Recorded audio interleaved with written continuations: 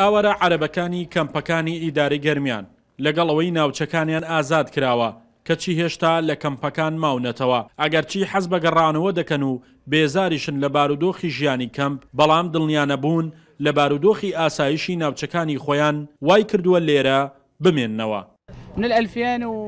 ئێمە لە ساڵی 2014ەوە لێرەین.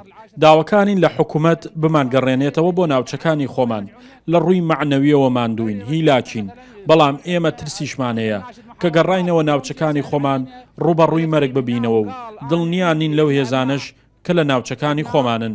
احنا من محافظة الفلوجة قضاء زوبع يعني تهجرنا من 2014 لە ساڵی 2014ەوە هاتوین بۆ ئێرە لەم کەمپا ژیانمان زۆر ناخۆشە ماندوین لە ڕووی دەرونی و تەندروستیەوە ئێمە لە ژیانێکی خراپداین لێرە بێت یاخود لە ناوچەکانی خۆمان لێرە لە گوزەرانێکی خراپی برسێتی داین و لە شارەکەی خۆشمان کە گەڕاینەوە ترسی هێزەکانمان هەیە کە نازانین چۆن مامەڵەمان لەگەڵ دەکەن. بەوتەی بەرپرسی دۆسەی مرۆیی لە ئیدارەی گەرمیان ئاوارە عەرەبەکانی کەمپەکانی گەرمیان هەنگاو بە هەنگاو دەگەڕێنەوە ناوچەکانی خۆیان و تاوەکوی ئێستاش نزیکەی 50,000 خێزانی ئاوارە گەڕاوەتەوە لەگەڵ ئەوەشدا هێشتا 47,000 خێزان ماونەتەوە. 50,000 ئاوارە لە سنووری ئیداری گەرمیانەوە بۆ ناوچەکانی خۆیان لە پارێزگای دیالە و پارێزگای سەلاحەدین و پارێزگاکانی ڕوومادی و هەندێک شوێنی دیکەی عێراقیش گەڕاونەتەوە.